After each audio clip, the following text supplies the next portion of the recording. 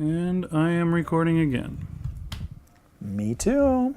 And I am sitting on a park bench. Shitting on a park bench.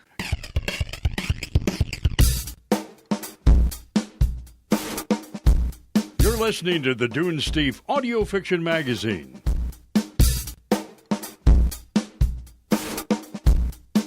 And now here's your host, Big Anklevich, Because Dickens, and Rish Outfield. Incontinentia Butter. Hi everybody, welcome to the Dunesteef audio fiction magazine for our historical 201st episode. I'm Big Anklevich. Wait, why didn't we make a big deal about the 200th episode? Oh, why would we? Is that important? 200? Well, I guess not. I mean, it's not 201, right? 201 is where it's at. Where it's at, okay. You got me. Yeah, I got you two turntables and a microphone. By the way, that's Rish Outfield you're hearing on the other end of the line there. Oh, it is Rish Outfield. Sorry. I just didn't want people to be confused and think it was somebody else after listening to 200 episodes of the Dunesteef. They might show up expecting there to be Norm Sherman on the other end of the line, or Sarah Ely, or Marguerite Kennard. You'd like to think so, wouldn't you? You know, they might be confused. You never know. So, what are we doing in this episode? This is part 2 of our anniversary question and answer Ask Me Anything episode that we started up last time. Now we're going to get further on down the line, see if we can get all the questions answered. And we'll probably do just some reminiscing, maybe some talk about what it's like to have done the Dunesteef. And we probably won't bother to promise that there's going to be a future to the show, because we know that isn't true. But I don't know. How does that sound to you, Rich Outfield? Guess that's okay, as long as you have the questions in front of you. I do, yeah. Let's get started, huh? On with the countdown, as someone would say. Who would say that? On with the countdown. I don't know. Is that Kermit the Frog? Why are there so many Are you guys singing again? songs about rainbows? All right, the first question for today comes from, I'm going to say this guy's name, but I'm betting that I've always got it wrong. But it says Keith Techlitz. He probably says T-Cleats, or I don't know how you pronounce his last name, but I'm just going to say. No, I think it is Techlitz, but you pronounce his first name Keith. Oh, should have guessed that's what it was. It's never what you think. So his question is, what are your favorite stories, both your own and other people's that you have done? Yikes. Since we're going to go to the list of stories from here, this reminds me of something from what was that? It was like our first or second month. We did a story called Crashing Stolen Cars. Spock. By Jonathan J. Schlosser. Do you remember? I remember us not being able to say schloss. Yeah, you could not say Schlosser for the life of you, and we have this endless outtake on the end of the episode where you're like, Schlosser, Schlossel, crap, and you kept screwing it up, and I don't even remember how you screwed it up, to tell you the truth, but I remember you did it like 15 times to where I couldn't leave that outtake out of the show. I had to use it. But the funny thing was, after I sat there and forced you to say it that way over and over again until you finally got it right, then we got an email from the guy afterwards who said, no, actually, my name's pronounced Slosher, like slow and sure. And I was just like, what? So yeah, that's just like Keith Techlitz. So thank you, Keith, for your question. Now, what are your favorite stories? Why don't you name off a story? Why don't you just pick one at random? But wouldn't it be better if we each had like 5, or if we had 10, or you just want me to pick a? story that I like? I mean, start with one. You say one, then I'll say one, then you say one. You know, we'll just kind of go back and forth. I'm not going to limit it to a certain number. Okay. Let's talk about some stories that stand out in your memory. One of my favorite stories we have done on the show was Good Day by Saul Lemeron. And do you remember why I liked it so much? Just because it was so sick. I remember we used that as the category. You know, we would go through, and when we'd post an episode, we would post it and say, okay, this is a short story, and it's a science fiction story, and it's a comedy story. You know, we'd add little things on there so people could kind of sort the story. I guess if somebody came to the website, they could like click on a certain category and only listen to the sci-fi stories or the fantasy stories or whatever. But yeah, when we got to this story, it was just like, well, do we call it comedy? It's funny, but it's funny in such an awful, sick way.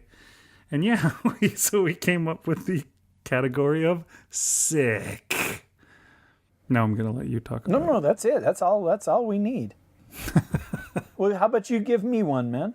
Okay, well, I'm gonna start. I mean, it's funny because when I saw this question before, I knew that it was probably going to go this way. It's going to be mostly stories from the beginning that really stand out in my memory, and probably the ones that we've done in the last few years because they're the most fresh in my memory, you know. And then there's other ones that are just going to be in the middle that I'm like, I don't remember what that one was even about. So my first one I'm going to mention is Raising Archie, which was episode number 3. I don't know why, but I really, really love that story. And I think a lot of it has to do with the fact that we were just getting started out. We were trying things still. Our first 2 stories were just American regular old folks. And then we did this one, which was set in England, and you went ahead and did your BBC announcer sounding British accent through the whole story. You like narrated it with that, and I had to come up with my accent, which I was of course not very confident in at the time because this was episode 3. And yeah, I mean at the time I think nobody was listening to us yet. You know, we had 3 episodes and nobody knew that we existed yet. But the great thing was that the author, Michael Stone, really liked our production of it, and he was really happy. And I think he gave us our first donation to the show. He donated the money we paid him for the story back to us, which I thought was cool. And if I remember right, we were at Comic-Con that year when that happened, and I remember getting on our email or whatever on like a laptop that you had with you or something and seeing that and just being like, oh, wow. We got our first donation. Oh, this is great. Everything's going to be wonderful from here on out. We'll probably get a donation every day. And, of course, everything was wonderful from there on out. So there you go. You know, speaking of Michael Stone, I have a Michael Stone story on my list, and I'll bet you can guess what it is. Like Cat and Dog. Ah, Like Cat and Dog. That's one of your favorites? Episode 74, absolutely, yes. It's on my list there. Is it on your list because it's your favorite story or because of the rest of the stuff that came out of that episode? I think it was just a really funny episode. Uh-huh. That's it. How about you? It was. I have to agree. I remember when we recorded that episode, and I had a really great time recording it. I really enjoyed myself, and I was kind of surprised, I suppose, by the reaction to it. But you never know what's going to happen when you put a disclaimer at the start of an episode and say, this is super offensive, so avoid it. And nobody complains, but the one that you thought was really great and funny and humorous and enjoyable, and everybody is outraged. That's because cat people are creative people, right? Oh, dude. That's a truism. Don't dig that up. How about you? You got an episode you like? There's another one on here. And this one is kind of like your last one, where the story was good. I'm not going to say that it was not a good story or anything like that. But the reason that I loved this episode was because of a different reason. And the story was With Mars in His Hand by Bosley Gravel. I don't know if you remember this story, but it was one where a guy steals a spaceship and flies to Mars, and then he gets to Mars, and there's a crazy old lady that lives in Mars. And if I remember right, the Chinese lady? Yeah, it was a Chinese lady, and we read the cast of Crouching Tiger, Hidden Dragon when we were. I think she sings a spell or something like that. She's supposed to be like a magic lady. And we had to come up with stuff that she said in Chinese, and that's how we wound up doing it, was by reading off a bunch of names. But the reason that I loved the story so much was I remember that being probably the first episode where I got that Dunesteef sound all the way to what it should be, or what I felt that it should be. When we started out, and we did our first story, Double Vision, I think I put in like 2 sound effects. Like there was a gunshot that I put in at one point. And I also put in like the engine roaring at one point, and that was it. Those are the only 2 things that I put in the entire story. And it mostly stayed that way for a while, although I ramped it up, and it went, slowly adding more and more and more. And it kind of surprises me because that's episode 26. But yeah, looking at the other stuff from before it, I think that's really where, it hit all the way. I mean, I remember putting in just dozens of layers of sound effects, like for the ship taking off, I had various explosions and rockets shooting and all, just so much stuff going on with it that I just loved it. And another one that I'm going to mention on top of that, and this is probably where it really got going, was another one of my favorites, which is Framing and Mounting Fairies by Kevin Anderson. That was when I really started putting in the sound effects. It was like the start of the bell curve or whatever, you know what I'm saying? Like the one end of the curve. And then Mars in His Hand was the other end of the curve as it got to the pinnacle. Yeah, I've got Framing and Mounting Fairies on my list as well, and it is because of that. It is because of the sound effects that you put on there. To me, that was the first time where, you had created something apart from just, the doorbell rang, ding dong. You added something to the story that elevated it. And like the Saul Lemonron story, Framing and Mounting Fairies was sick. And your sound effects made it more sick. Uh-huh. And I was just like, wow, that's great. Cool. So I don't know if that means... Does that count as yours? Should I go again, or you got another one? Well, let me ask you a question. The question that was asked us was of our own stories and then stories that from other people. Uh-huh. I just felt weird listing my own stories on here. You know what I mean? Uh-huh. So I purposely left those off the list, but hopefully that doesn't keep you from mentioning one of my stories on here. The episode that's on here next is Open 24 Hours by Edward McEwen. Welcome to Earthmart. Yeah, welcome. We always said welcome to Earthmart. In fact, I think your daughter used to always say welcome to Earthmart. That one was the production was so much fun on that particular episode with the voices and the effects of the voices. And I just felt like that episode came out great. The story was good, but it was one of those where we went the extra mile and elevated it, or at least made it more memorable because of the stuff that we did with it. Kind of like you with the horrible sounds of suffering fairies. The sounds of the pins where he says, drive it right through the sternum, and you hear like... Yes.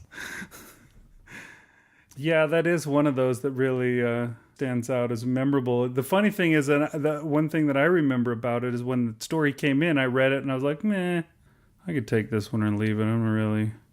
And you were like, oh, let's go for it.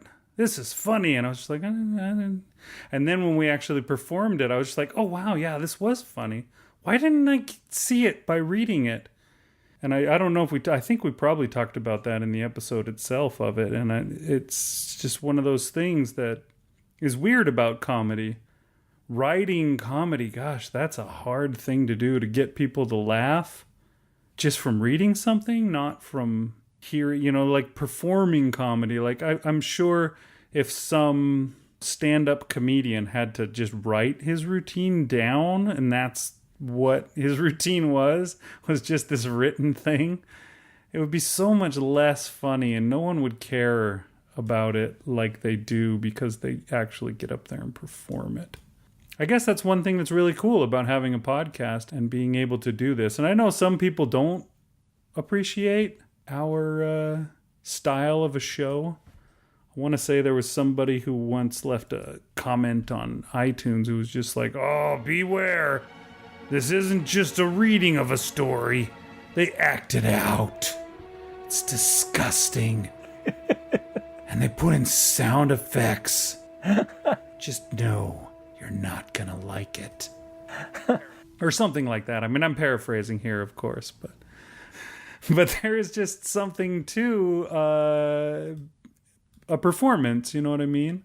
It changes things and makes them interesting.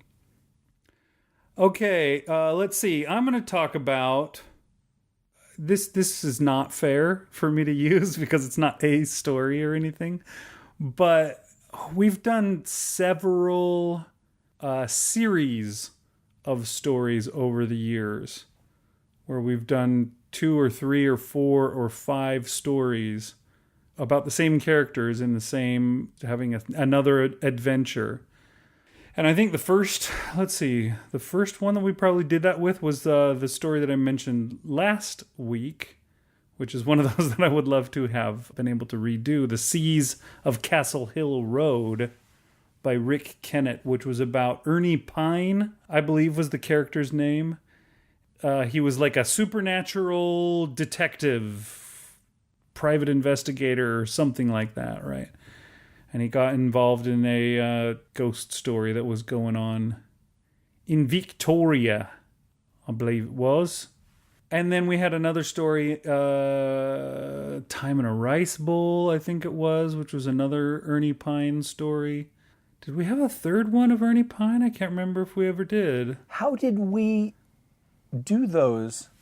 We had Cameron Horsburgh do the voice? Or Yeah, he was the voice of Ernie Pine. And yeah, for the other characters, we had other people do them. I know we had a girl do the voice that was an Australian for the Seas of Castle Hill Road story. And I don't remember what happened with Time in a Rice Bowl, but I want to say that we got Australian listeners or possibly podcasters or something like that to help us out. But we've had a lot of stories like that, like Lonely Heart Clob, which I mentioned a minute ago. That was the first of the Clob stories by Michael Stone, who was the author of the third story, or third episode that I mentioned, Raising Archie.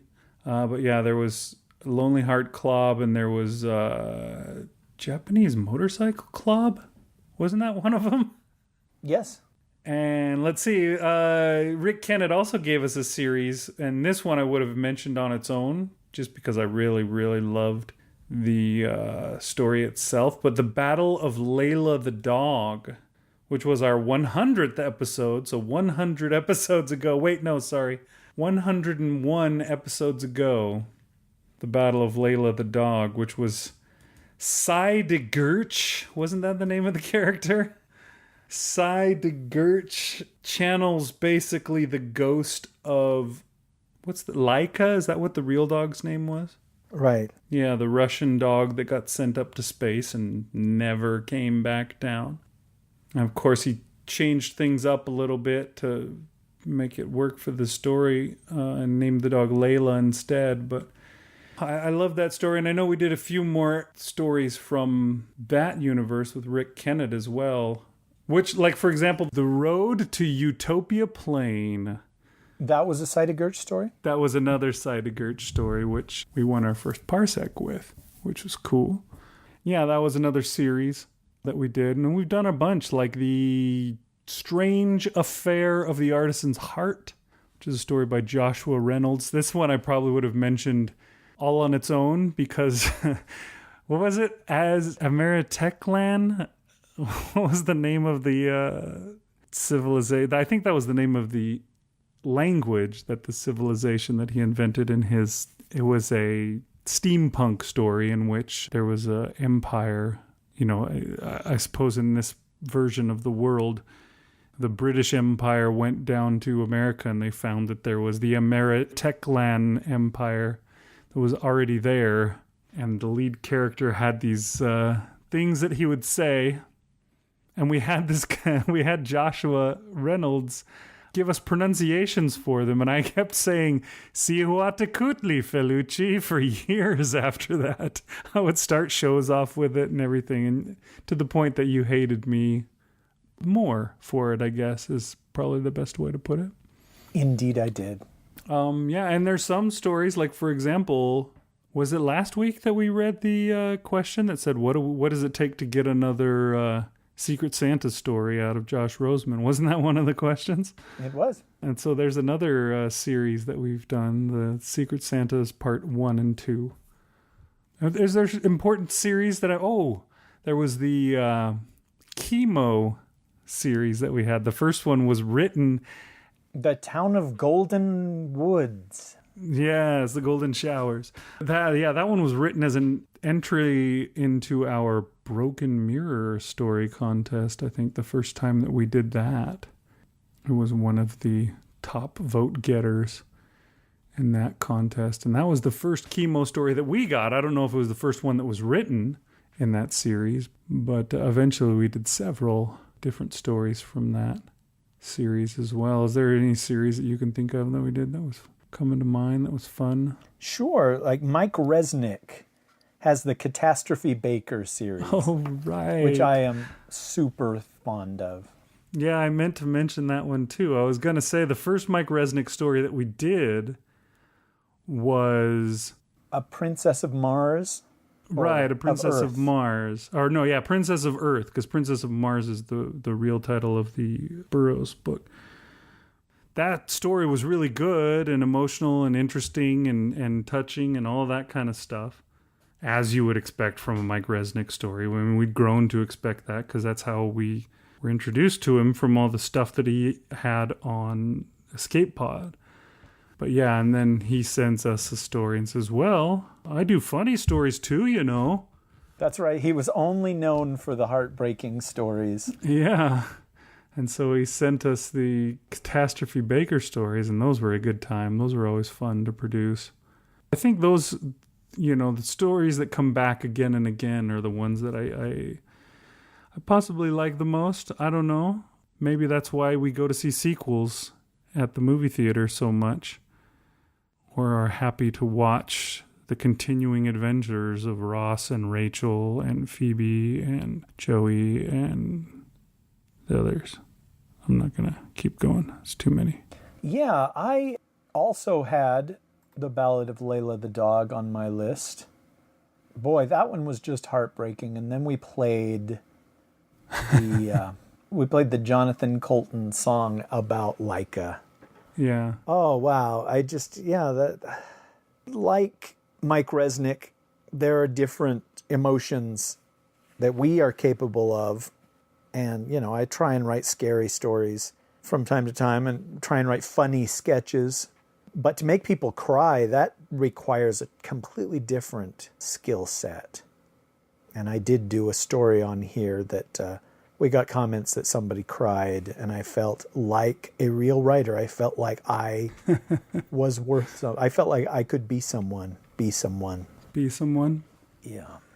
That is definitely a skill to be able to pull something like that off. Yeah, I remember one of the stories that I've run on here was called The 10th Album, and it was a story about parallel worlds where in one parallel world the father of this family dies, and then out of the blue the father of this family appears in our world because in the other world it was his family that died, and he was the only one that was alive. And I sent this story off, an early version of it, and that was basically the comment I got back was, I really wanted to, feel that emotion. I wanted to cry, but it just wasn't quite coming. I need you to do something more. Really got to just reach in there and jerk the tears out. So I went back to it. I don't know if anybody ever cried at the second draft. But yeah, that is definitely something that takes some doing to get. Since we're supposed to talk about our own stories, I'm going to go ahead and mention the 2 stories that we did together on the Dunesteef. Oh, okay. So far. The first of which was called The Spirit of Christmas. And I don't know if that counts as a story because it was really just a script, right? It was an audio drama play. No, there was no drama in The Spirit of Christmas. Okay. I don't know that it qualifies. Who was it that you got to say Merry Christmas, you bastard, with an English accent in that episode? Oh, you're going to make me have to look that up. No. We'll just cut that out. I thought that it was a friend of yours at work or something. I don't know. I can't remember. I want to say it was a listener that had an English... Oh, I'm going to have to look that up now. Now I'm curious. It's just that there was an actual English accented radio DJ that we were parodying, and she was part of that 100 Days of Christmas or whatever horse shit that they do on the radio. So it's like, and now Carol of the Bells by the Chicago Children's Choir. And just the idea that you would have her say, and now Merry Christmas, you bastard, by Blink 182. Just delighted me because I knew how humorless, I knew the real voice. Right. And you're just hearing that real voice in your face, or in your head. I think it was Julie Hoverson that did that voice. Oh, Julie Hoverson was a talent and a half. Oh yeah, that's definitely the truth. So is it back to me again? Oh, no, and then the other one you were going to share. Oh yeah, and then the other one that we did together was called something. Yes, indeed it was. Do you want to say it was called Last Call, Last Calling, Last Contact? Last Contact, there we go. Good job. You know your stories like the back of your hand. Way better than I know my stories. Or the back of my hand. Yeah. So yeah, it was Last Contact, which I believe the story title came from a contest that we were considering entering with this story, and we came up with an idea, and then we wrote a story, and the story was like 100,000 words too long or something like that. I think they wanted a drabble, and we made a novella. But yeah, I really liked the story. I liked the message behind the story. I liked the process of writing the story. I liked how the story came together. And that one was the one that won our other Parsec Award that we have. Probably the most recent story on my list is Wiki History that we did by Desmond Warzel. Yes. That was one of those where we did it over Skype with whoever wanted to contribute a voice. And we did that it wasn't recently, but it aired recently with Waypoint 5, Return to Waypoint 5, which was our last story episode. I just really liked Wiki History. And the idea that everybody involved in time travel, the first thing they want to do is assassinate Hitler. It delighted me. It was one of those, I wanted to buy it because it was funny, not because of any other reason. And that's all a story needs, I think. Just got to be funny. Just win, baby. That's the motto of the woeful Los Angeles. Wait, are they Las Vegas Raiders? I don't think they're Las Vegas yet. I think they're still Oakland. Anyways, sorry. Nobody cares. I think Big is right. Another story that I wanted to mention is This Must Be the Place by Elliot Bangs. I'm sorry, but what was the name of that writer? Elliot Bangs. This one was, it was just a really interesting concept. It was a guy who loves, 1984? More than any other year, and he just keeps going back in time at the end of the year and reliving the year in a different city over and over and over again. But it's told from the point of view of somebody who I guess meets him and is his girlfriend or something like that in one of the iterations of his story, and then somehow runs into him in a different city in another iteration of the story, which of course is the same iteration for her but different ones for him. But this story is interesting because it was the first time that we'd ever heard the dulcet tones of Renee Chambliss. Yeah, I should have put this on my list as well, because Renee Chambliss is my sister from another mister, man. Oh boy. I'm so grateful that she contributed her voice to this and then just continues to do it. That anytime we call Renee or text Renee or email Renee, she's like, oh yeah, sure, guys. I have 6 audiobooks I have to do professionally, but I'll fit you in. Yeah, it's wonderful. And her voice is so... I remember first hearing that because it was Brian Lincoln that actually produced the story.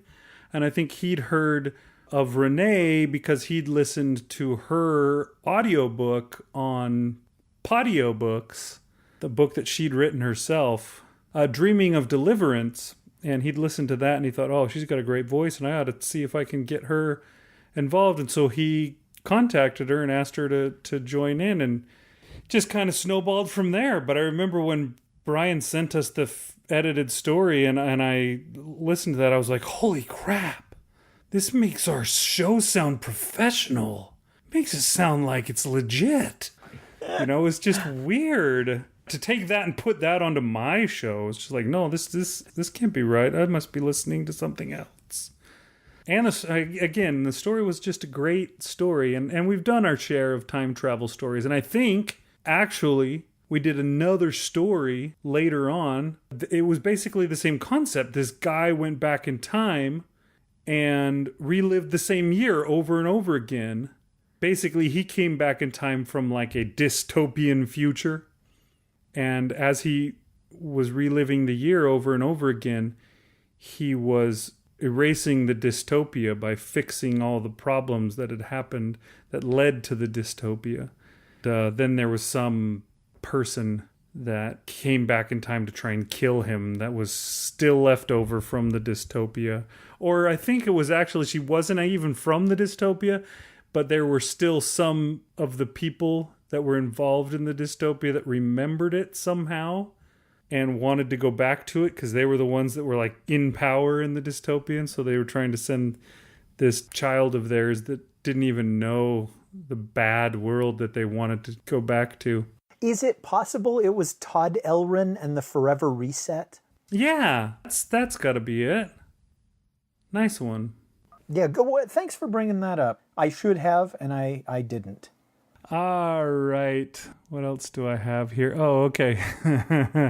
Here's another story that I got to mention that I loved. I loved this story. And I think there was a point in our show where I was really trying to make it into something special. It was well beyond our just starting off point. We'd figured out what we were going to do. And now I decided that I really wanted to try and get more than just the stories that were submitted to us. I wanted to also get some by authors with names that you've heard of, maybe on other shows or just in general. Maybe you read their novels, kind of like a Mike Resnick. And I started going around and reading people's stories from all over the place. I would get on like Strange Horizons website and read their stories and be like, I liked this one. I'm going to ask this guy if he'll let us do it. And one of those stories is Anakoinosis by Tobias S. Buckell. And I really like the story itself. It's just a really interesting story, really good story. But I also really, really love the production of it. because I narrated the whole thing in the voice of this alien creature, and I kind of came up with an odd, weird way of talking like this creature. I spoke in a kind of a strange way, and then it was really funny because I'd been doing it for a long time, and you were just the voice of the human. But then we got to a point where we needed a voice of other aliens, and then you started doing your own version of me doing that alien voice. And I was just like, what are you doing? That doesn't sound anything like it. And you were like, what are you talking about? I'm doing exactly what you're doing. And I'm just like, that's funny. It's like somebody does an impression of you, and you're like, that's nothing like me. What are you talking I sound about? nothing like that. I don't do that. Yeah, Anakoinosis is on my list as well. And I'll take it a step further. That is the best story we've ever done on our show. That's the best episode of the Dunesteef in all 202 episodes. We mentioned that in the final episode, the We Are No Longer Friends or One of Us is Dead, which do you prefer episode, because we recorded that right before Anakoinosis was coming out. And I said, oh, dude, the story that we're doing next on the show is so good. And I don't know that we've ever topped that. That is it for me.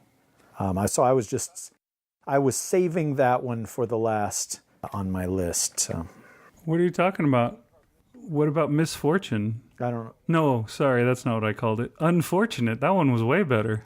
I don't think we even did Unfortunate on this show, did we? I think that was an incentive episode. No, it was just a story that I threw together because we didn't have like a story to go. And so I was just like, well, I'm just going to write one then. And I wrote this stupid story that sucked. Oh, yeah, that's right. You wrote it made to order, which is great. Yeah, I just wrote it that day, and then we were like performed it that night or something like that, and it sucked. I was just joking. Yes, Anakoinosis was a great story. And if you haven't listened to that episode, why not? What are you waiting for? Yeah, do we have to put why not on a t-shirt? Just listen to it. Now, you know what story I thought you were going to bring up when you were saying that I read magazines or I went to other forums to try and find good stories to buy for the show. The one I thought you were going to mention was Ass Hat Magic Spider. Ass Hat Magic Spider came about the same way. That was from later on in the same period. Well, that one was one you fought hard for. And it's Scott Westerfeld, a real writer out there, a professional writer, and he was less inclined to share his story with our show than Tobias Buckell or, anybody else we've ever had on the show. But you were persistent. You wanted this story. You had a vision in your head of what it could be. And I don't know if the final product measured up to what it was in your head. I mean, with art, lots of times, that's the challenge, is how do I transfer this thing that I have in my head into a real thing that you can experience as well. But all through that episode, we kept saying, Ass Hat Magic Spider, like it was a song. And it wasn't until later that somebody said, you guys are just doing the Power Rangers theme. But having never watched the Power Rangers, I wasn't aware that that's what we were doing. I think it was just something that we absorbed culturally. Yeah. That there was a song that went, Go Go Power Rangers, or Suck Suck Power Rangers, whatever they said.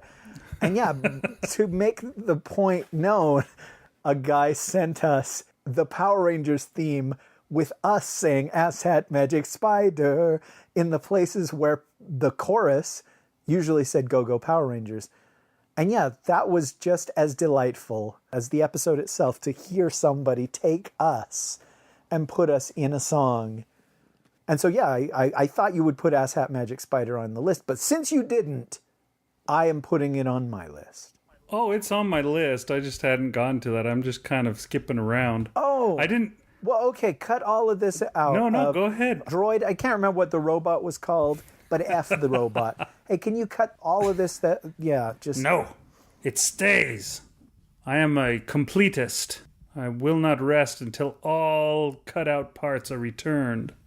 Yeah, that would have been on my list as well. I mean, I've just been kind of looking. I underlined a bunch of stories, and I'm jumping around, trying to not only talk about stories from one era or another. Here's one. Is it my turn? I guess it's my turn again, right? Because you did Ass Hat Magic Spider. Yes. Although we cut that part out. Speaking of Ass Hat Magic Spider, I remember when somebody pointed out to us that it was actually the Power Rangers theme. Then that kind of soured you on the song. From then on, you're like, oh, shoot, it's just it's the stupid Power Ranger. Oh, now I don't want to sing that song anymore. Oh. But anyway, but how could you not kind of feel that way, right? You know, I think the first story that I ever sought out in that way that you sought out Ass Hat and some of those was that story called Lost Boy of the Ozarks. Ah, yes. The one that you found in Backpacker magazine or something like that? Yeah, my uncle, I guess, was reading it on the toilet. And when he was done, even before flushing, he gave me the magazine. Yeah, just the idea that they would run a horror story in Backpacker magazine still boggles my mind. But I really enjoyed it, and I think it was the first time. According to this, it was episode 82, and we were in the third year of our show, so it's weird that it would be the first time that I emailed somebody and said, I really like your story, can we run it on the show? But that's how I remember it. By this point, I think you had contacted a bunch of people like that. Yeah, I think we had several of the ones. I mean, weird thing is, looking at it, I don't know if I had. Well, look at the next episode after that. After we got back the lights, that's definitely one you read in a magazine. You contacted this guy. Yeah, I'm just looking for the ones before that, and I don't see any. I think that was the first one for me, I guess. After we got back the lights is the episode after it. Oh, we forgot to mention Plague Birds in our series talk. We can. Either Plague Birds 1 or Plague Birds 2 was also nominated for a Parsec. That's true. One of them was. Ever Dreaming Verdict of Plagues, I think, is the one. But yeah, that one was also fun for the sound design on that. Just the idea of a ghost child or a wild child or some supernaturally tainted child in the woods lent itself to scary sound effects. And, you know, there are not a lot of podcasts that do the scary sound effects. There's that. Okay, I found other ones that I did. Like Willpower was another one that I did that with, and that was all the way down at 66. Okay. Speaking of seeking out a story, there was a favorite author of mine, and I really, really wanted to do a story of his. And I remember at the time, we had this rule, which... I know the rule. I suppose we probably still have the rule, but we don't enforce it because we probably don't ever look to see if a story's been done. But we had a rule where we wouldn't do a story that's been done on somebody else's podcast. Because if somebody wanted to listen to it, they'd just go there and listen to it. And more than likely, they already listened to it on that other podcast. And they'd come to ours and they'd be like, oh, I already heard that one. Oh, I guess I can skip this week's episode and not bother. And so I wouldn't do that. But this author, Cory Doctorow, his stories were Creative Commons, so anybody could do them. And so everybody did.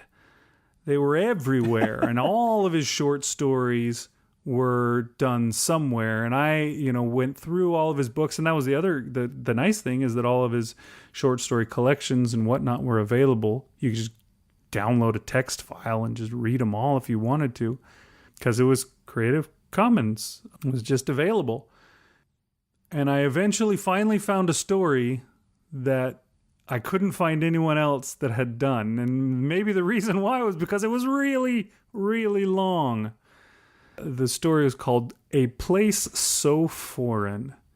And that was our very first 2-part episode, right? So yeah, I don't know. That was a really long story, so it was probably why other people didn't do it. But, I mean, we were willing. We'd done the story Casts a Demon's Shadow just before that, which was really long, but apparently we didn't do it as a double episode. We just went ahead and had a really, really long episode, I guess. I don't know. Yeah, it's weird we didn't just split that in two. Why would we not have thought to do that? I don't know. Maybe we just didn't think that we should do that then. But yeah, A Place So Foreign is the first one that we did that with. We've done that a few other times since. Yeah. Ever Dreaming Verdict of Plagues has 2 parts. Ship of Fools has 2 parts, and Yeah, Ship of Fools was David Farland. yeah. I just walked up to him and asked him if we could do a story. He seemed really friendly about That's it. right. We met him at the con. We conned him at the con. Yes, and David Farland is the guy who brought Stephanie Meyer out of the darkness and into the light, according to him. Yeah. And so I felt he owed us one. And yeah, the Ship of Fools was fun because of the song that the fawn sang. Was it a fawn? What do you call a half goat, half man? Oh, a goat is a satyr, right? Satyr, there you go. Thank you. And he sang this little song, and we actually came up with a song and a tune for it and all that. And it just, again, is one of those things that only we would have done. Anybody else would have just either passed on the story entirely or just, said, yeah, he sang the song. And then read the lyrics like they did on the audiobook of Lord of the Rings that I listened to, where they just read the lyrics and they read them and read and read and read. And I was just, and that was at the time when they were tapes. So I had to push fast forward and hold it down for a while and then let go. Nope, still going. Fast forward, fast forward. Still going. And then finally I let off fast forward and oh crap, now I'm like a page further along past the end of the song. Now I gotta go back. Do you think we need to move on? Probably. Are there any other stories you want to mention? I mean, there are so many stories. We tended not to run a story on the show unless one or both of us really liked the story and it was fun. I guess, or it was fun in the case of some of the scary stories. So yeah, we could go through the list and name 20 more because, yeah, it was our show. And unless it won a contest and we disagreed or whatever, it was a story we picked. Yeah. I mean, most of these stories, I could probably tell a story about each one of them. But there's 200. Or I guess probably not 200 because we did 4 2-part episodes. So there's 196. Right, but we also did episodes that had more than one story in them. And that blew me away when I looked on the list. Oh, you're right. I was like, what? We did episodes with 3 stories? Because, boy, I hate it when Escape Pod does that, or Pseudopod, or one of the others, where it's like, well, why not just make a short episode that's just that story? Give that guy his time in the sun. Yeah, those were our Broken Mirror story events where we took we got several really short ones. So we did 2 really short ones at the start, then 2 mid-sized ones, and then we did the full-size story when the rest were just kind of like the drabble at the start of the Drabblecast or something. It's interesting. Well, Kaif Techlitz, actually, he threw in his favorite episodes here for us. He says his favorites were Greetings from the Ninth Sector. Oh, wow. That's one of yours. Open 24 Hours. Excellent. Which was Welcome to Earth Mart. Chemo the Condemned, which is one of those chemo stories. I want to say that's the second one where they go into the prison. Last Contact, which is another one we mentioned. That was one of our collaboration stories. And Beachcombing, which is one that we could have mentioned because I really liked that story, I remember. I guess we could ask everybody who's listening to this show if they wanted to mention what their favorite stories are in the comments. Or on Facebook or on the... What do we even do for comments anymore? Do we have a comment place? I guess the forum. You could mention it on our forum. There's still the forums, but they got taken over by Tapatalk or whatever you call that. And it just, for some reason, made it less familiar to me, less inviting. I don't know. It's kind of dead. But you could go to... But the forums still exist. They do. And if they started up again, like this show seems to be wanting to start up again, I would frequent them again. All right. So yeah, you can put your favorite stories there, wherever you want. Just comment in wherever you... I mean, each episode post actually has the ability to be commented on, and that used to happen. If you go back to the really old episodes, some of them had 30 comments, or I think... One of the episodes that we mentioned here today had 60 comments.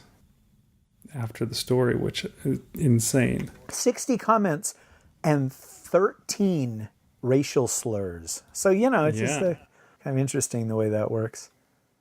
Yeah. We have been going for a damned long time, 10 years, and this episode. Are there any more questions?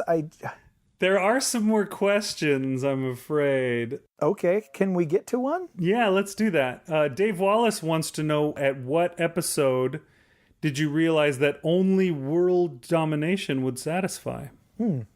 I would say it was probably around episode 66. That's when I realized that by the time we get to episode 666, world domination must be what we have achieved. Ooh, I like that. Okay, splenge for me too. I was going to say around episode 214 is when I realized. Okay. Okay, here's an interesting one. I think we teased this question in the last one. Mark Sheffley wants to know, who does the voice of Announcer Man?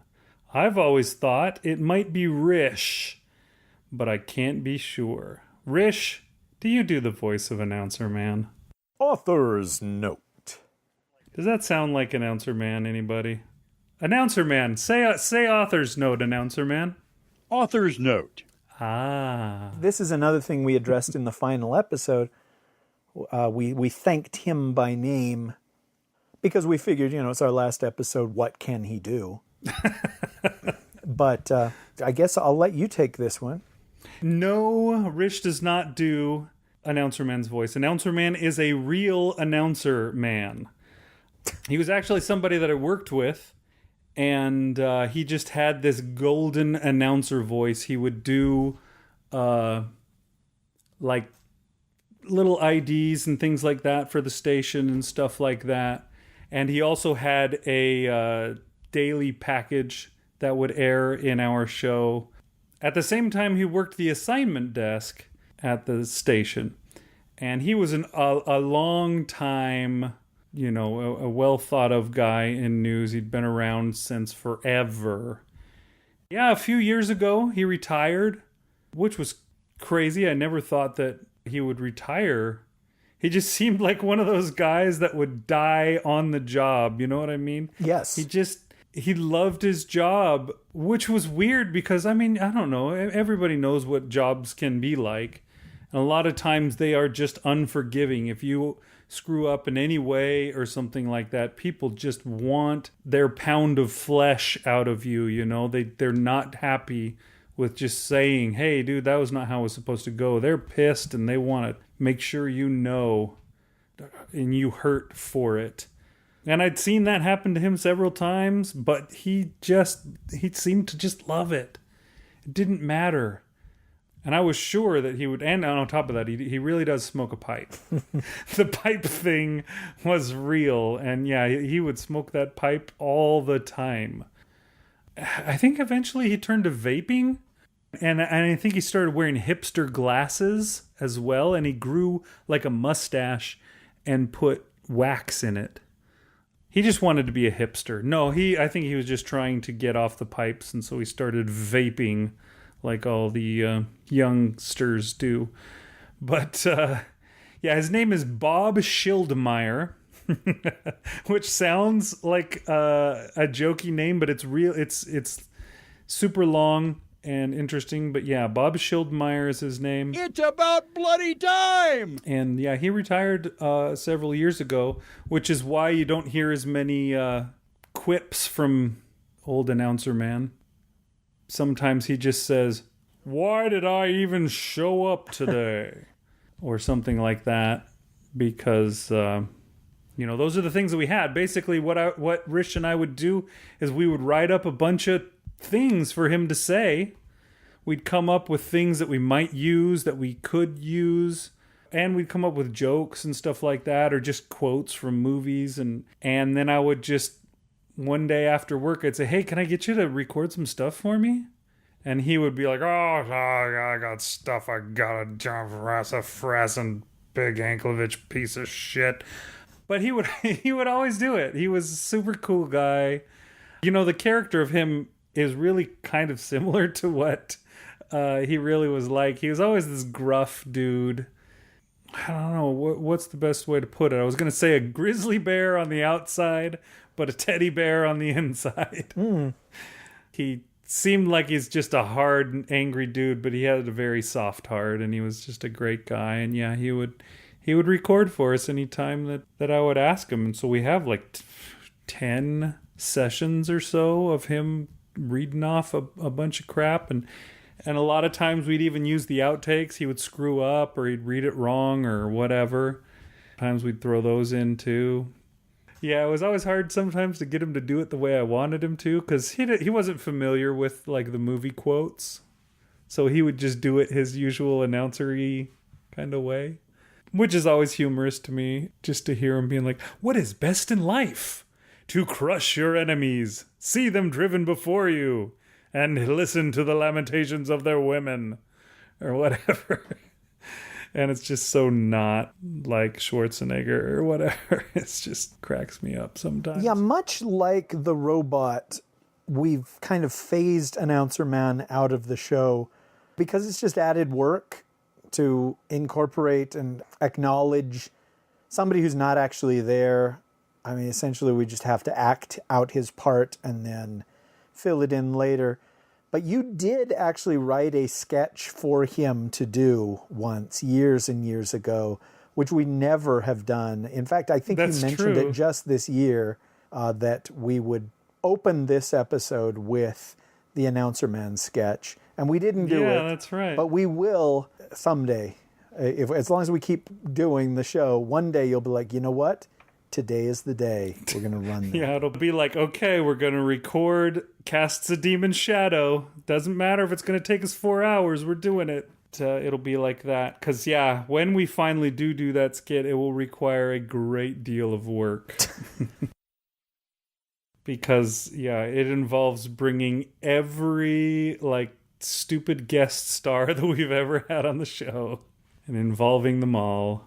There may come that day when we do that. As long as the final episode hasn't been released to prove to you that we didn't pod fade because one of us is dead or we are no longer friends, whichever is preferable. Do we need to say more about old Announcer Man, or are we good to continue on? Hell no. Wow, today's show sucks more than one of Rish Outfield's pickup lines. Yes. Yes, it does, Announcer Man. Thank you. Okay, Marshall Latham wants to know, what is the airspeed velocity of an unladen swallow? No, he doesn't. Let's go on to the next one. Okay. That's one of those things where if you knew the answer, it would ruin your life. You would just wish that you hadn't heard. That's right. You can't unhear it once you find out. You can't unknow. Yep. Short of having your brains bashed in with a large rock or a small bat. Back on topic, guys. Okay, Kevin Sargent wants to know, what stories have you guys done that stick out in your mind the most? Doesn't exactly have to be your favorites or least favorites, but the ones that have notable significance in your careers. Okay, that's kind of the same question as what we already spent most of the show doing. But what do you think? Well, I mean, yeah, I would just skip that question, except for it sort of opens the door to mention a couple of things. So, I'd like to mention The Calling. That was a story that I wrote for a contest for our show, and it was so well received that I decided to publish it so people could buy it, and at least one person bought it. Whoa. Opening the door for more publishing for me. We already mentioned Like Cats and Dogs, but the other story that comes to mind is When Thorns Are the Tips of Trees. Okay. By Jason Sanford. And Sons. That's not a story we have ever done on the show, although if you have a copy of that, let's run that. I'm sure Jason would not mind. But we have a rule against doing something that aired on another podcast. Yeah, but who knows if that episode even exists anymore. I know the internet is forever, but Starship Sofa They sent us that story. Starship Sofa sent us that story we had never heard, sorry, I'll speak for myself. I had never heard of Jason Sanford, but we both read this story and we're just like, holy cow, how are we going to do this? And talking it over, we got these lofty ideas of things that we could do with that story, which would just like blow them all away. It's like, oh, they'll never have heard a production like this before. And we worked our butts off on When Thorns Are the Tips of Trees.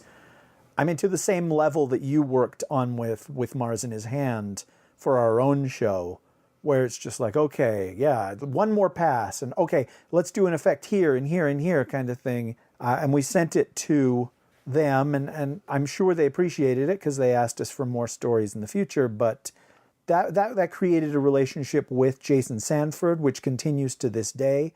One day, we'll run the other story he sent us. It just remains one of the most seminal stories in my mind that we ever did, either for our show or for somebody else's show. Yeah, that was a really good story. And yeah, I remember because we liked it so much, we went to him and said, is there anything that we can have of yours to use for our own show? Because, it sucks that we can't use this story for our own show. Man, and I remember the other thing too is that we sent it to Starship Sofa and it sat for just a long time.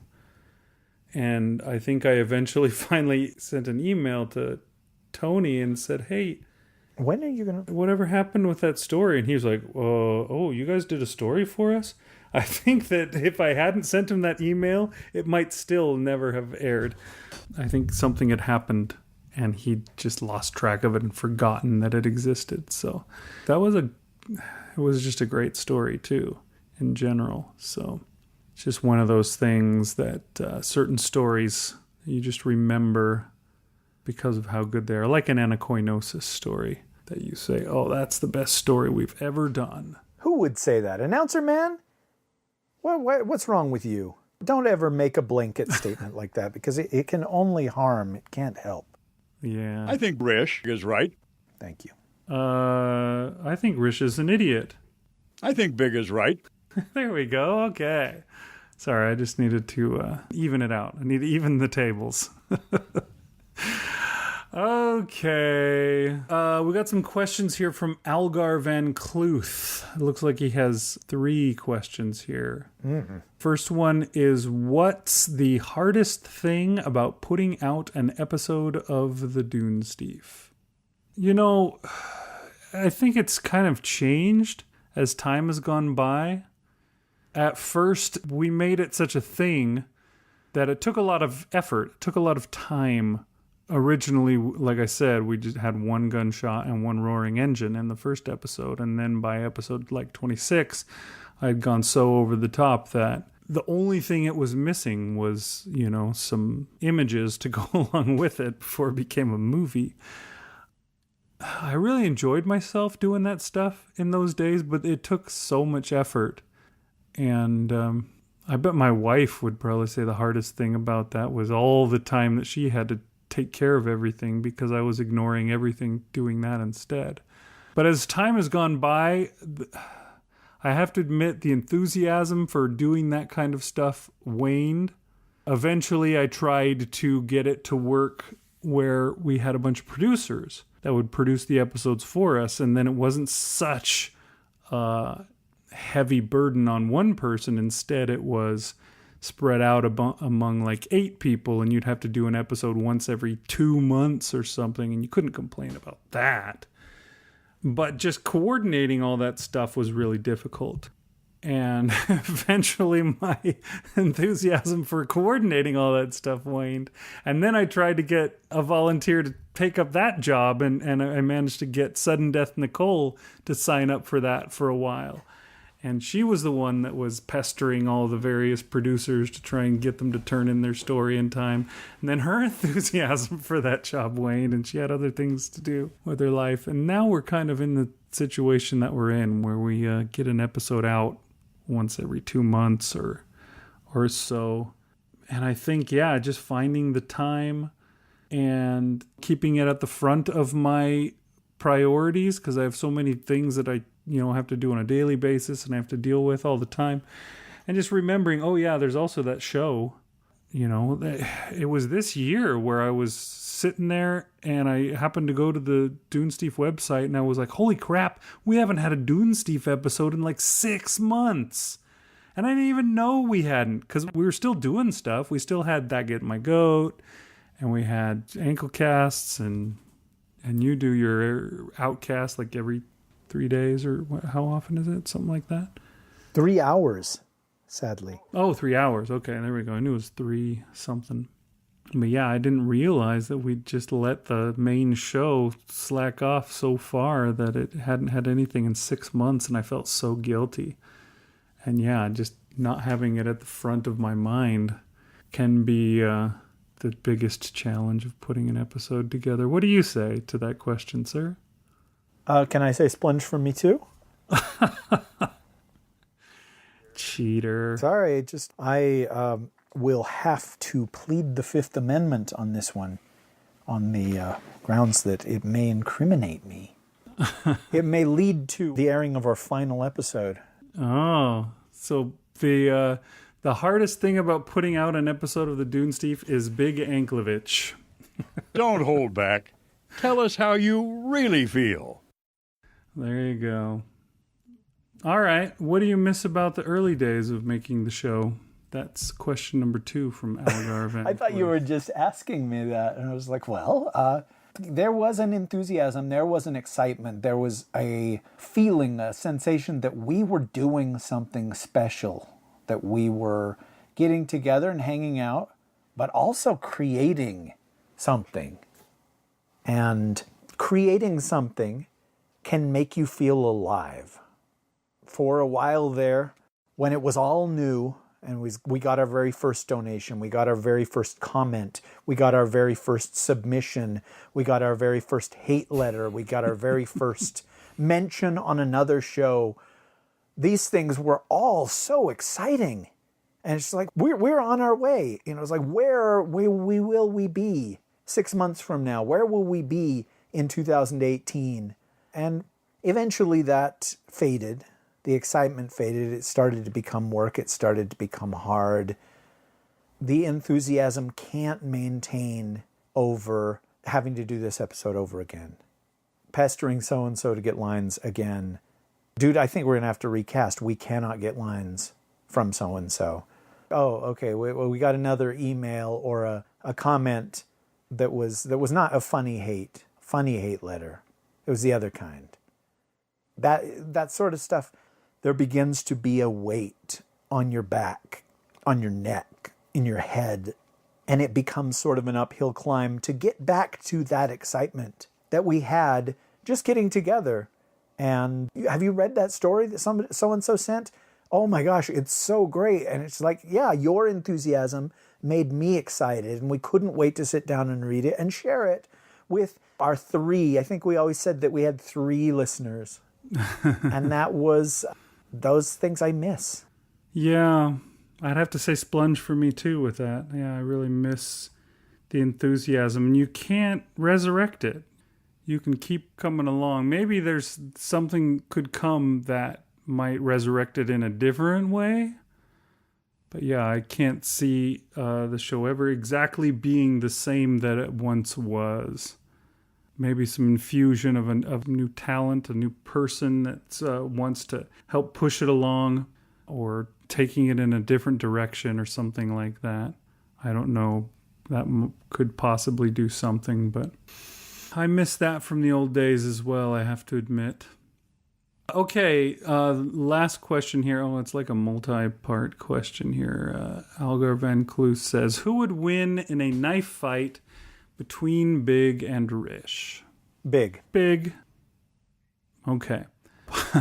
Here's the second part. What if Rish had a great big knife and Big had a pocket knife? Big. Big. Okay. What if Rish had an axe and Big had a sharpened stick? Big? What if Rish had a flamethrower and Big had a wiffle ball bat? Big. Big? As an answer to that one, we'll just quote Paul Revere and say, I did it like this, I did it like that, I did it with a wiffle ball bat. I'm going home. Okay, last part. What if Rich had a submachine gun and Big was all bundled up in plastic wrap so he couldn't stand or fight or even fart very hard, just sort of worm around on the ground making pathetic squeaking noises? I think it's still Big. That one's a little harder. No. I'm pretty sure that the submachine gun would surely wind up shooting you yourself. Oh, yeah. All right. I guess I have to say Big as well. I mean, since we are under oath. That's right. We were sworn in by announcer man at the start of the show. Well, is that it? Is that our whole list of questions, sir? That is the last question, which is a Isaac Asimov story, I believe. Yeah, this is even longer than last week's episode, or last year's episode. But it seems like there was a question that we didn't get to last time because the time ran out. Does that sound familiar? No, I'm sure we got to all of them. Oh. Well, I hate having to log into our email account. Yeah, me too. But there's a question on here from a VJJ. Oh, yes, the famous erotica author. Oh, is they? I can't really say that. You just made that up. There ain't no girl like that. Does that seem like something I would make up? Oh, yeah, it's not sick enough to be something that you'd make up. I don't know. VJJ is pretty. Yes, that is pretty sick. Wait a second, Big. I looked up VJJ, and apparently he or she is a fairly well-established writer of erotica. Okay. Known for such books as The Very Horny Caterpillar, Suckleberry Finn, The Old Man and the C Word, Surprisingly Harry Potter and the Prisoner of Azkaban, and How Dame Judi Dench Stole Christmas. and it says, I really enjoy the songs you did on the show. I wonder if fake Sean Connery and whatever impression Big Anklevich does could sing I Got You, Babe by Sonny and Cher. Okay, so we gotta do a song, huh? Well, I mean, you can just say no, and then we'll go on to the... Oh, I can? I think so. I didn't know that was an option. I thought we just had to do what the fans say because they won't be fans if we don't. Well, I hadn't thought of it that way. Well, I think you've talked yourself out of a no, and we have to do it. All right. Hey there. Who is that? Hi-ho, Kermit the Frog here. Ah, I just want you to know how pissed off I am that I have to do this impression. oh, welcome to my world. Rish asks me to do deviant shite all the time. Been sitting here watching YouTube videos, trying to get it down enough that I can sing a frickin' karaoke song. Yes, I make it seem so easy, don't I? Why are there so many songs about rainbows? Are there a lot of songs about rainbows? What's on the other side? There's nothing on the other side. I'm singing my song here. Listen, Kermit, the song they asked us to sing, it is actually one of the most famous duets in modern times. And What, you want me to sing I Got You, Babe? Isn't that a little gay? Gay, well, Are we gay? You're not gay. Am I gay? it's impolite to ask that question, but I read somewhere that all Muppets are inherently bisexual. Wait a minute. Is that offensive? All right, here we go. Let's see what I can do. All right. Hi-ho. Kermit the Frog here. I am supposed to do Cher's part, right? Why am I the girl? Hi-ho. Speaking of hoes, Rich's mother the other day was saying... They say we're young and we don't know. We won't find out until we grow. Well, I don't know if all that's true, 'cause you got me and baby I got you. Hi-ho, Kermit the Frog here. Babe, I got you, babe. I got you, babe. They say our love won't pay the rent. Before it's earned, our money's always spent. I guess that's so. We don't have a pot, but at least I'm sure of all the things we've got. Babe, I got you, babe. I got you, babe. I got flowers in the spring. I'm not so sure I know this song well enough to sing it, you know that? I got you to wear my ring. And when I'm sad, you're a clown. What am I, a clown? And to if you? I get scared, you're always around. Yes, I am. Don't let them say your hair's too long. My hair? 'Cause I don't care. With you, I can't do wrong. Then put your little hands in mine. There ain't no hill or mountain we can't climb. Babe, I got you, babe. I got you, babe. Wow, does that even sound like Kermit? I got you to hold my hand. I got you to understand. I got you to walk with me. I got you to talk with me. I got you to kiss goodnight. I got you to hold me tight. I got you, I won't let go. I got you to love me so. What do I gotta do the high parts?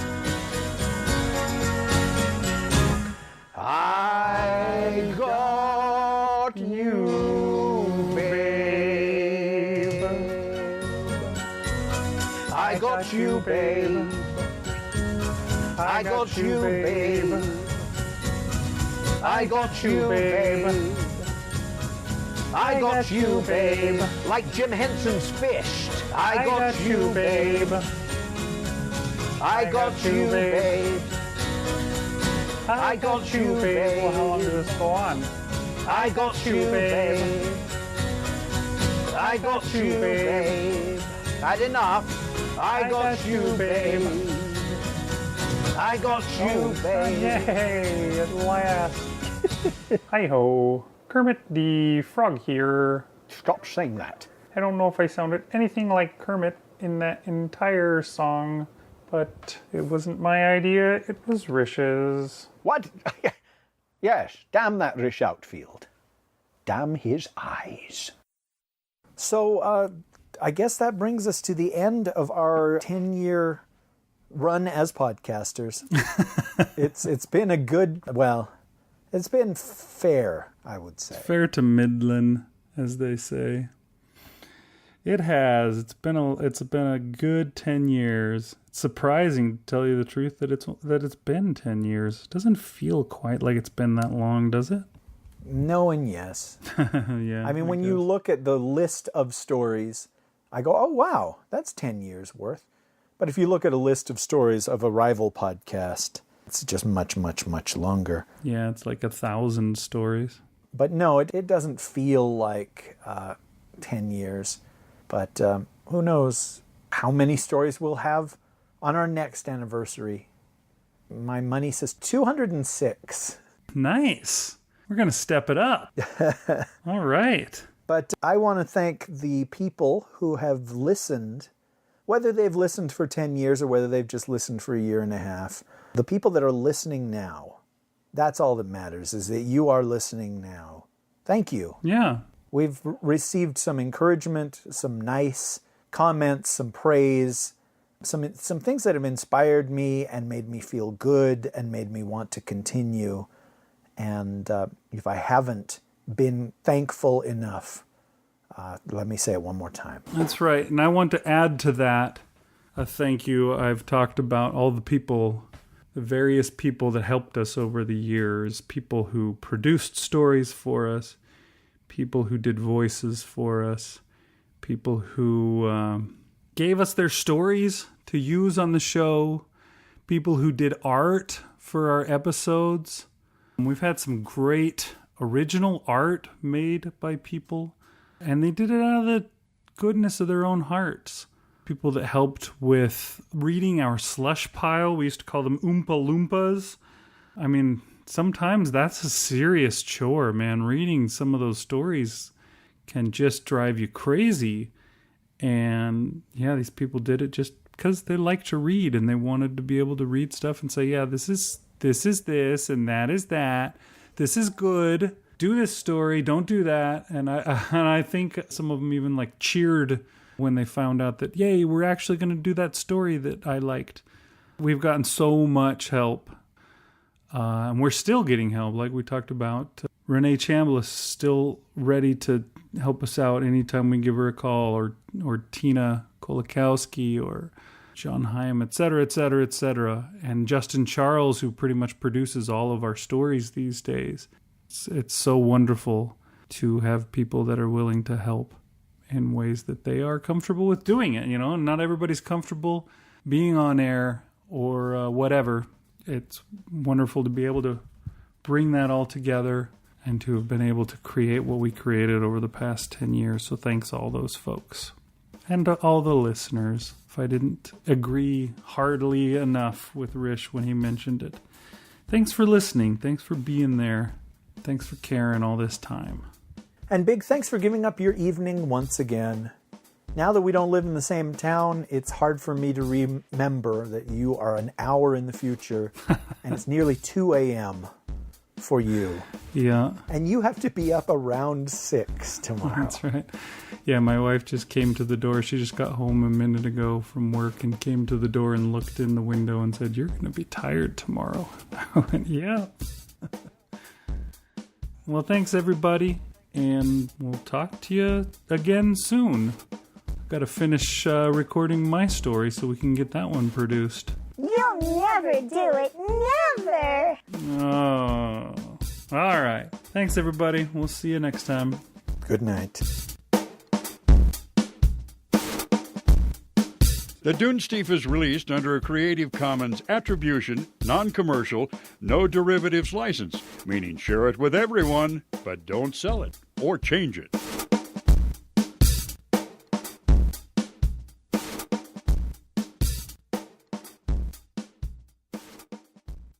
Take 2. And that was our very first 2-part episode, right? What about that one, the cowboy woman that had a gargoyle? Oh, was that one first? I thought that was a 2-part episode that we did before A Place So... Cast the Demon Shadow? Yeah, where do you see it? It's only one episode on episode 56, but episode 57 is Spirit of Christmas, so I don't think... Oh, so it wasn't a double episode. I guess we just decided it was better to do it as one. Okay, so it was our first double episode. Well, we shouldn't have. Then we'd have 203 episodes. Yeah, there you go. I remember we prepared for it for a long time, and then finally came the time to record it, and we were just at it for hours and hours and hours. And I remember coming out of the room when we finally finished and feeling like I'd been underwater for a very long time, holding my breath. And finally I'm like, oh my gosh, that was hard. Holy cow. Okay, so back to the countdown. Should we mention real quick, because he did ask for our favorite stories of our own. You didn't want to mention your own story. No, I didn't. So maybe I could mention a favorite story of mine that are of yours that we did, and then you could say one of mine that you like, maybe, so that we can have... I don't... fulfill the letter of the question. I don't... But I think did, I left a message on your voicemail, right? Yeah, and you did like a fake accent and stuff. For my author's note. Yeah, you did your own author's note, and nobody noticed. So do you want me to record it right now? No, you get to go to bed. Okay. For doing your homework. I had to put that there. All right, I guess we can just skip that stuff.